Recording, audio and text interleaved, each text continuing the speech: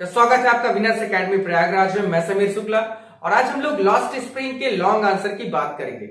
Total long answer 6 दिए हुए हैं, जिसे मैंने इसे 2 पार्ट में बांटा है। यानी फर्स्ट पार्ट में 3 लॉन्ग आंसर होंगे, सेकंड पार्ट में भी 3 लॉन्ग आंसर होंगे, जिससे आपको आसानी से आप उसको लिख सके, याद भी कर सके, पढ़ सके और आप अपनी एक अच्छी सी नोट्स बना सके। अगर अभी तक आपने इसके शॉर्ट आंसर का या हिंदी एक्सप्लेनेशन का वीडियो नहीं देखा है तो आप जरूर देखें, जिससे आपको लॉन्ग आंसर लिखने में थोड़ा सा सुटेबिलिटी मिलेगी, यानी कंफर्ट आप महसूस करेंगे कि हाँ, मुझे मैं अपने इस एक क्वेश्चन का लॉन्ग आंसर अपने शब्दों में लिख सकता हूं। कब लिखना शुरू कर पाएंगे? जब आप इस लेसन की हिंदी जानेंगे या जब आप इसके बारे में छोटी छोटी नॉलेज रखेंगे तब। तो शुरुआत करते हैं अपने पहले पार्ट की, यानी पार्ट फर्स्ट में। क्वेश्चन नंबर फर्स्ट हमारा है, देखते हैं क्या है कि हु वॉज साहिब, साहिब कौन था? What was the plight that compel him to wander in the street of Delhi for rag picking. और क्या चीजें थी? देखिए यहां पर 2 तरह से चीजें आपके सामने होंगी कि साहिब कौन था, वो क्या स्थिति थी जो उसको दिल्ली की गलियों में आने के बाद कूड़ा करकट बीनने के लिए भटकने पर मजबूर कर रही थी।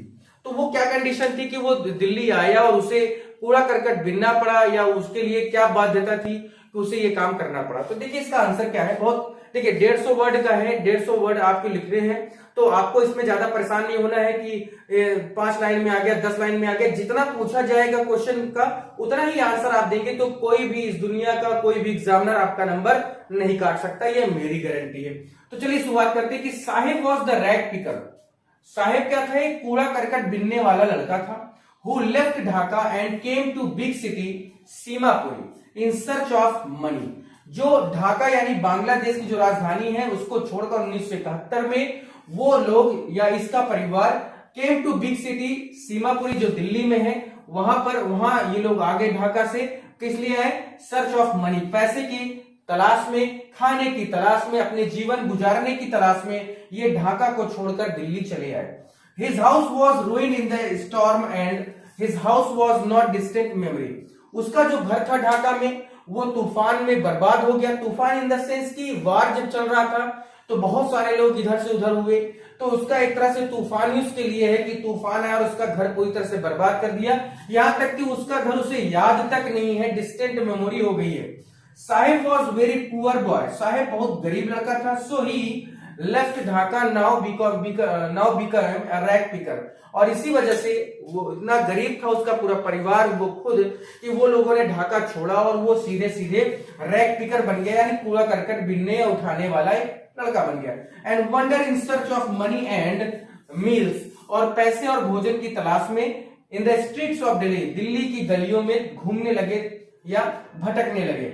He was only who was rag picking, वही एक ऐसा लड़का था जो रैग पिकिंग कर रहा था, ऐसा नहीं। There are more boys who are doing this, और बहुत सारे ऐसे लड़के थे जो इस काम को कर रहे थे इन द सर्च ऑफ कॉइन, यानी पैसे की तलाश में। तो यहां पर ही वॉज नॉट ओनली अगर लिख दिया जाता तो अच्छा होता, तो he was not only who was rag picking, और यहां पर हम लोग बट आल्सो अगर कर दे तो और अच्छा हो जाएगा। But also there are more boys who are doing this in the search of coins, यानी पैसे की तलाश में। तो ये था कि भटकने के लिए उसकी क्या बाध्यता थी। हम लोग क्वेश्चन नंबर 2 की ओर बढ़ते हैं, आप इसका स्क्रीनशॉट ले सकते हैं। चलिए 2 नंबर क्वेश्चन हमारा क्या है उसको देख लेते हैं। देखिए क्वेश्चन नंबर 2 क्या है हमारा कि children like Saheb often go for private jobs in very small age, यानी जो साहिब की तरह जो बच्चे हैं जिस एज में, वो अक्सर हम लोग देखते हैं कि किसी दुकान पर, किसी जगह पर मजदूरी कर रहे होते हैं या प्राइवेट जॉब्स कर रहे होते हैं। Is this their final destiny, क्या ये उनका एक निर्णायक भाग है, यानी क्या उनको यही काम करना है? How can such situation be overcome, और इस तरह की कंडीशन से, इस तरह की चीजों से उन बच्चों को कैसे निकाला जा सकता है या ओवरकम किया जा सकता है, उसको ये बताना है हमें यहाँ पर। तो देखिए शुरुआत इस पे क्या है कि children like Saheb often go for private jobs in very small age looking for money. ऐसे बच्चे जो साहिब की एज के हैं वो ज्यादातर क्यों प्राइवेट जॉब या किसी जगह पर किसी दुकान में काम करते हैं? तो उसका एकमात्र कारण लुकिंग फॉर मनी, यानी पैसे के लिए वो लोग इस काम को करते हैं। यहां पर हम लोग लिख सकते थे एज बिकॉज ऑफ, कर सकते थे because of looking for money, ऐसे कर सकते थे। Their parents income is very less, क्योंकि ऐसे बच्चों के जो माता पिता है, उनके जो पेरेंट्स है, उनकी जो इनकम होती है वो बहुत कम होती है। They have not bought enough food for eating, यहां तक कि इतना पैसा भी उनके पास नहीं होता है कि वो लोग एक अच्छे ढंग से खाना खा पाए, एक समय सही ढंग से खाना खा पाए। So their children wander here and there in search of money and private jobs, और यही कारण है कि जो बच्चे हैं साहिब जैसे, वो क्या करते हैं, इधर उधर घूमते हैं, पैसे ढूंढते हैं, पैसों के लिए या प्राइवेट जॉब्स के लिए वो बच्चे इधर से उधर घूमा करते हैं। Some children also become rag picker, कुछ बच्चे हैं जो कूड़ा कबाड़ उठाने वाले या कूड़ा करकट बिनने वाले बन जाते हैं, रैग पिकर बन जाते हैं। इन वेरी स्मॉल एजेस, बहुत कम उम्र में, they lose their whole life in private jobs without freedom, और ऐसे बच्चे अपनी पूरी जिंदगी बिना फ्रीडम के प्राइवेट जॉब में बिता देते हैं। Such situation could be overcome by government law, ऐसी अगर स्थिति से हमें पार पाना है, हमें इनसे उबरना है या इन बच्चों को बचाना है, तो उसके लिए गवर्नमेंट को एक लॉ बनाना पड़ेगा। गवर्नमेंट ने ऑलरेडी लॉ बनाया है, child labour should be ban, लेकिन ऐसा नहीं होता है। आप देखते होंगे कि किसी दुकान में जाइए, छोटे छोटे बच्चे किसी कोई ना कोई काम कर रहे हैं, बर्तन धोने का काम कर रहे हैं, समोसा ला के देते हैं, यानी बहुत सारे काम, क्योंकि ऐसा गवर्नमेंट तो चाहती है कि ये बच्चे काम ना करें, लेकिन इतनी व्यवस्था भी वो नहीं कर पाती गवर्नमेंट की ये बच्चे उस व्यवस्था को ले सकें और उस पर क्या हो सके, वो उसको यूज कर सके और ये काम छोड़ दे। ऐसा हो नहीं पाता है, चाहे जितने एक्ट बना दिए जाए, चाहे जितने लॉ बना दिए जाए, अगर कोई भूख से परेशान है तो वो मेहनत करेगा, काम करेगा, फिर वो चाहे छोटा सा बच्चा हो, चाहे वो बुढ़ा हो। तो ये वास्तविकता होती है।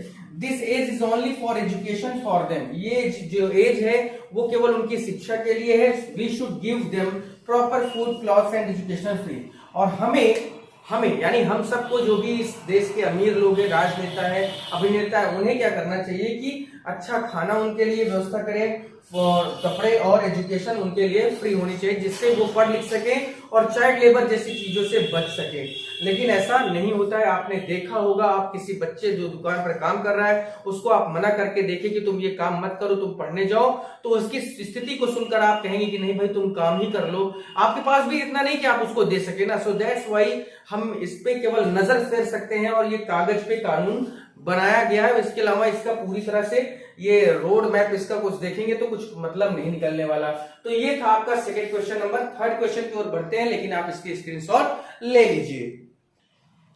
क्वेश्चन नंबर हमारा थर्ड क्या है वो भी देख लेते हैं, यानी आज का पार्ट नंबर फर्स्ट का ये लास्ट क्वेश्चन है। तो देखते क्या है कि हु वॉज मुकेश, मुकेश कौन था, what did he want to do his life, वो अपनी जिंदगी में क्या करना चाहता था, and what did he not want to follow, और वो किस चीज का अनुसरण नहीं करना चाहता था, यानी कौन सी चीज वो करना चाहता था अपनी जिंदगी में और कौन सी चीज वो फॉलो नहीं करना चाहता था अपनी जिंदगी में। तो देखिए क्या है कि Mukesh was the son of poor family, Mukesh क्या था, एक गरीब परिवार से बिलोंग करता था। Whose father was a poor bangles maker in Firozabad, जो जिसके और मुकेश के जो फादर थे वो फिरोजाबाद में चूड़ी बनाने का काम करते थे, गरीब थे। He wanted to be a motor mechanic in his life, वो अपनी जिंदगी में क्या करना चाहता था, चूड़ी नहीं बनाना चाहता था, क्योंकि वहां के लोग जो फिरोजाबाद के वो जेनेटिक से जनरेशन बाय जनरेशन, यानी अगर बाप ने काम किया तो बेटवा काम करेगा, बेटवा के बाद उसका लड़का काम करेगा, यानी बाप के बाप के बाप, ये सब ये केवल क्या करते हैं, चूड़ी बनाने का काम करते थे। लेकिन मुकेश जो था वो अलग सोचता था, वो क्या चाहता था कि वो एक मोटर मैकेनिक बनना चाहता था अपनी जिंदगी में। सो ही टोल्ड दैट, इसीलिए उसने कहा था कि he wants to drive a car, और इसीलिए उसने कहा था कि वो एक कार चलाना चाहता था, वो चाहता है। He wanted to be his own business master, वो अपने खुद के बिजनेस का मालिक बनना चाहता था। His dream looms like a mirage amidst to dust of streets that fills his town Firozabad, और उसे जो उसको पता था कि अगर वो जो अपना सपना पूरा करना चाहता है तो वो इस फिरोजाबाद की गंदी गलियों में, एक ऐसी गली जहां पर कुछ ऐसी होप नहीं दिख रही है, वहां पर तो ये पूरा होने वाला नहीं है। Which is famous for bangles making, क्योंकि फिरोजाबाद किसके लिए, बैंगल्स मेकिंग के लिए बहुत फेमस है, इसलिए वो जानता था कि इस जगह पर उसका ये काम नहीं होने वाला। Every family in Firozabad is engaged in bangles making, the dreams of Mukesh. तो देखिए जो फिरोजाबाद में जितनी भी फैमिलीज है ना, वो सब क्या है, बैंगल्स मेकिंग का ही काम करती है, यानी चूड़ियां बनाने का ही काम करती हैं, इसके अलावा और कोई काम नहीं करती।